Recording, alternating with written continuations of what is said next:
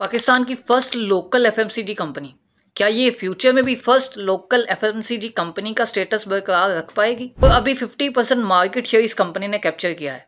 क्या फ्यूचर में इसका शेयर बरकरार रहेगा या मजीद बढ़ जाएगा? अभी इस क्वार्टर के रिजल्ट्स नेगेटिव में आए हैं, क्या आपको पता है?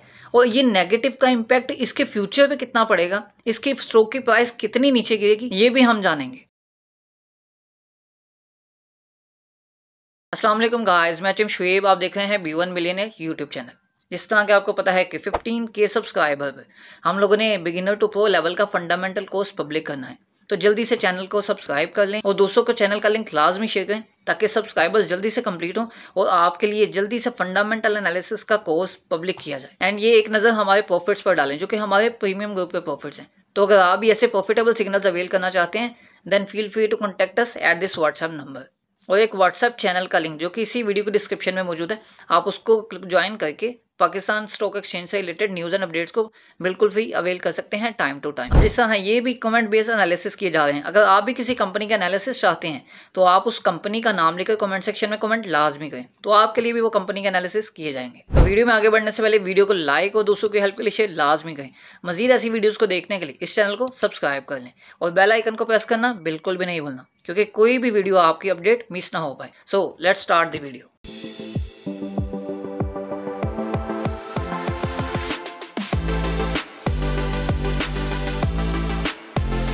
पाकिस्तान की फर्स्ट लोकल एफएमसीजी कंपनी जो कि 19 फरवरी 1970 को as a private limited company बनी, जिसका नाम रखा गया नेशनल फूड्स लिमिटेड, जिसके थ्रू पाकिस्तान की लोकल मार्केट में पैकेज स्पाइसेस को लॉन्च किया गया और वक्त के साथ साथ साल्ट और रेसिपी मिक्सेस को भी लॉन्च किया गया। और फिर 1988 में ये पब्लिक लिमिटेड कंपनी बनी और पाकिस्तान स्टॉक एक्सचेंज पर लिस्ट हुई। फिर 1990 के बाद नेशनल फूड्स लिमिटेड ने अपने पोर्टफोलियो में पिकल को ऐड किया, केचप, जैम एंड जेलीज वगैरह को भी ऐड किया और इन सब के एडिशन के बाद नेशनल फूड्स ने 1 बिलियन की सेल्स का माइलस्टोन अचीव किया। और फिर 2000 के बाद इन्होंने डेजर्ट प्रोडक्ट को भी लॉन्च किया, पोर्ट कासिम पर अपना न्यू प्लांट भी बनाया और एट द एंड 2013 से इंटरनेशनल मार्केट में भी नेशनल फूड्स लिमिटेड ने कदम रखा, जिसमें सबसे पहले इंटरनेशनल ब्रांड्स के तौर पर दुबई को सिलेक्ट किया गया और वहां पर कंपनी बनाई गई नेशनल फूड्स DMCC। और नेशनल फूड्स ने 2 फर्दर सब्सिडीज बनाई, जिसमें सबसे पहली national Epicure in Canada and second है national foods Pakistan UK limited. और इसी तरह ही कनाडा की जो सब्सिडी है उसने आगे फर्दर 2 मजीद सब्सिडीज को बनाया, जिसमें पहली आती है national epicure USA and second आता है A1 बैग्स एंड सप्लाईज। और एनुअल रिपोर्ट के अकॉर्डिंग सब्सिडीज की डिटेल आपके सामने है, जिसमें बताई गई कंप्लीट डिटेल चार्ट के अकॉर्डिंग मेंशन है। और इसी तरह ही एनुअल रिपोर्ट के अकॉर्डिंग ये जियोग्राफिकल प्रेजेंस का पेज आपके सामने है, जिसमें 5 ऑफिसेज हैं, 5 कॉन्टिनेंट्स में हैं, इसी तरह 40 कंट्रीज में इनकी कंट्रीब्यूशन है और 300 डिस्ट्रीब्यूटर्स हैं। और इसी के अकॉर्डिंग अगर हम पाकिस्तान में मौजूद नेशनल फूड्स के प्लांट्स की बात करें तो एनुअल रिपोर्ट के डाटा के अकॉर्डिंग ये तस्वीर आपके सामने है, जिसमें सबसे पहले आता है पोर्ट कासिम का प्लांट, इसी तरह ही नूरियाबाद का प्लांट है और फैसलाबाद का प्लांट है, जो कि फैसलाबाद का प्लांट रिसेंटली ही स्टैब्लिश हुआ। बाकी ऑफिसेज की डिटेल आपके सामने है। तो अगर नेशनल फूड्स के मेन ब्रांड्स, मेन प्रोडक्ट्स की बात की जाए तो इनमें सबसे पहला आता है रेसिपी मिक्स। ये जो रेसिपी मिक्स है इसकी बहुत ज्यादा कंट्रीब्यूशन है नेशनल फूड्स के रेवेन्यू में, जो कि इसकी कंट्रीब्यूशन अप्रोक्सीमेटली 40 to 50% की कंट्रीब्यूशन है। और यही रेसिपी मिक्सेस बिरयानी मसाला होता है, टिक्का मसाला होता है एंड डिफरेंट जो रेसिपी मिक्सेस, डिफरेंट मसाले जो होते हैं, कोरमा मसाला, बारबेक्यू, फिश मसाला, ये तमाम रेसिपी मिक्सेस हैं। इसी तरह ही केचप में टोमेटो केचप आ जाती है, चिली गार्लिक सॉस आ जाती है, इसी तरह पिकल्स आ जाते हैं, पिकल्स की डिफरेंट टाइप्स आ जाती हैं, इसी तरह ही स्प्रेड्स आते हैं, डेजर्ट्स आते हैं इनकी प्रोडक्ट्स में। तो अगर पाकिस्तान की मार्केट शेयर की बात की जाए तो नेशनल फूड्स की 4 मेन प्रोडक्ट्स ने पाकिस्तान का मार्केट शेयर जो है 50% तक का कैप्चर किया हुआ है। जिन प्रोडक्ट्स में रेसिपी मिक्सेस आ जाते हैं, जैम आ जाती है, केचप आता है और अचार, इन चारों प्रोडक्ट्स ने 50% का पाकिस्तान का मार्केट शेयर कैप्चर करके दिया है नेशनल फूड्स को। और अगर रेवेन्यू वाइज बात की जाए तो रेवेन्यू वाइज में कंट्रीब्यूशन सबसे ज्यादा 3 मेन प्रोडक्ट्स की है नेशनल फूड्स की, जिसमें रेसिपी मिक्स आ जाते हैं, पिकल आ जाता है और केचप है। अब बेसिकली इनके जो रॉ मटेरियल्स थे वो काफी ज्यादा इंपोर्ट किए जाते थे चाइना से और डिफरेंट कंट्री से, लेकिन 2024 के बाद काफी ज्यादा रिस्ट्रिक्शंस पर जो कि इंपोर्टिंग पर लगी,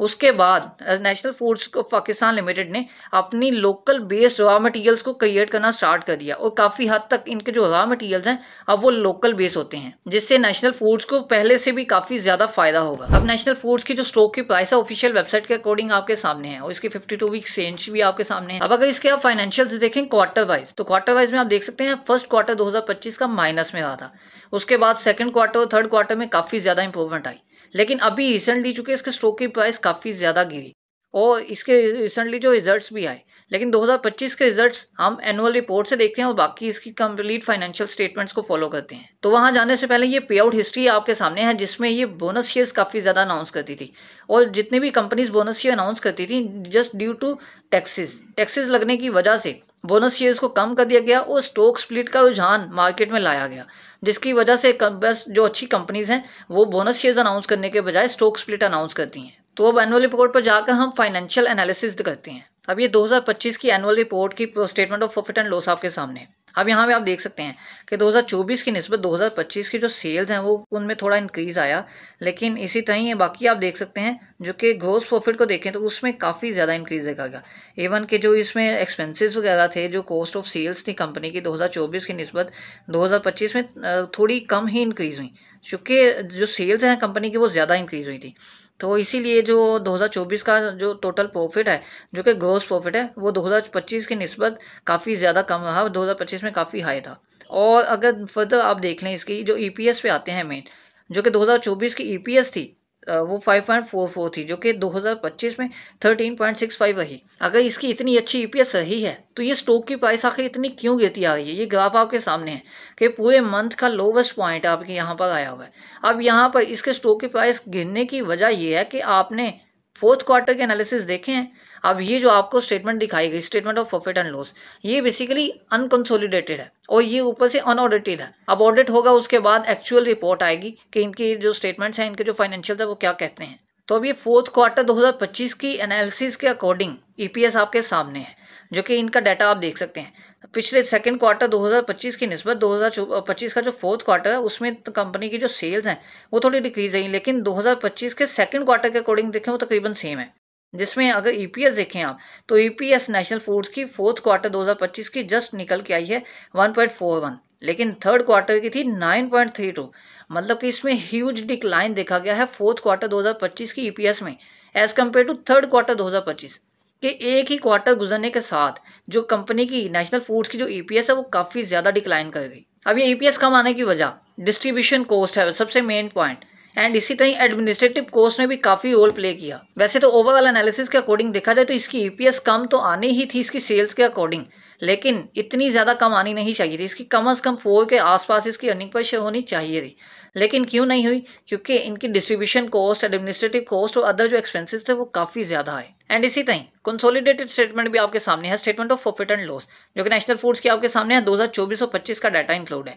अब यहाँ पर आप देख सकते हैं कि 2025 में जो 2024 में जो कंट्रीब्यूशन थी 8.19 थी, और उसमें कंसोलिडेटेड में 2025 में जो ईपीएस निकल के आई वो तो 14.85 रही, और जो अनकंसोलिडेटेड में थी वो 13 समथिंग थी। मतलब यहाँ पर जो सब्सिडीज में रेवेन्यू की कंट्रीब्यूशन है वो काफी कम आई, कि सब्सिडीज ने भी जो प्रॉफिट है वो काफी कम अर्न किया। एंड फर्दर काफी ज्यादा प्रोजेक्ट्स नेशनल फूड्स अपने लॉन्च करी है, जिसकी वजह से इनके एक्सपेंसेस भी काफी आए। लेकिन नेशनल फूड्स वैसे तो एक काफी अच्छी कंपनी है। आपको कैसी लगती है? आप अपने एनालिसिस के अकॉर्डिंग कमेंट सेक्शन में अपनी राय लाजमी दीजिएगा। और ये unconsolidated statement of financial position आप देख सकते हैं। यहाँ पर इसका डाटा आपके सामने है, जो कि 2024, 2023, 2022 का है, और 2025 का डाटा भी हम आपको भी दिखाएंगे, जिसमें आप देख सकते हैं कि इनमें जो एसेट्स हैं, एसेट्स में प्रॉपर्टी प्लांट एंड इक्विपमेंट्स में काफ़ी ज़्यादा इंक्रीज देखा गया 2022 से 2024 में, जिसमें काफ़ी ज़्यादा कंट्रीब्यूशन रही। इवन के ये तकरीबन 50% का इंक्रीज देखा गया 2022 से 2024 में।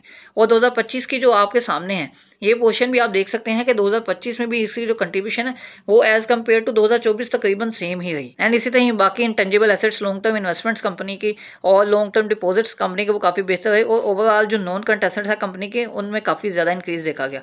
और टोटल एसेट्स की बात करें तो टोटल एसेट्स में काफ़ी अच्छा इंक्रीज था, जिसमें करंट एसेट्स में भी काफ़ी ज़्यादा कंट्रीब्यूशन देखी गई पॉजिटिविटी के तौर पर। और अभी अगर स्टॉक की प्राइस की डिस्कशन करें तो यहाँ पर आप देख सकते हैं कि चूंकि फोर्थ क्वार्टर 2025 जो नेशनल फूड्स का है उसमें काफ़ी ज़्यादा बेहतरी दिखाई नहीं दी, उसमें काफ़ी ज़्यादा लॉस दिखाई दिया as compare to previous quarter, जो कि थर्ड क्वार्टर 2025 काफ़ी अच्छा था। फंडामेंटली भी देखें तो फंडामेंटली भी आपको अभी ये स्टॉक बाय नहीं करना चाहिए, अभी जो करंट प्राइस है इससे भी अगर आपको नीचे मिले, इवन के 300 के आसपास मिले, तो वो आपके लिए एक अच्छी ऑप्शन साबित हो सकती है। और अगर आपने इसको बाय भी किया हुआ है नेशनल फूड्स को as a long term investment, तब भी एक अच्छा स्टॉक है। लेकिन आपकी अपनी स्टडी, आपकी अपनी स्ट्रेटेजी मैटर करती है। आप किसी भी स्टॉक में इन्वेस्टमेंट करने से पहले अपनी स्टडी लाजमी करें, क्योंकि ये जस्ट एनालिसिस वीडियोस होती हैं, कोई स्टॉक की बाय कॉल नहीं होती और ना ही कोई रिकमेंडेशन। तो आपके पोर्टफोलियो में क्या नेशनल फूड्स ऐड है? आप अपनी राय कमेंट सेक्शन में लाजमी दें। आपको वीडियो कैसी लगी, वीडियो को लाइक और दूसरों की हेल्प के लिए शेयर लाजमी करें। और मजीद ऐसी वीडियोस को देखने के लिए इस चैनल को सब्सक्राइब कर लें।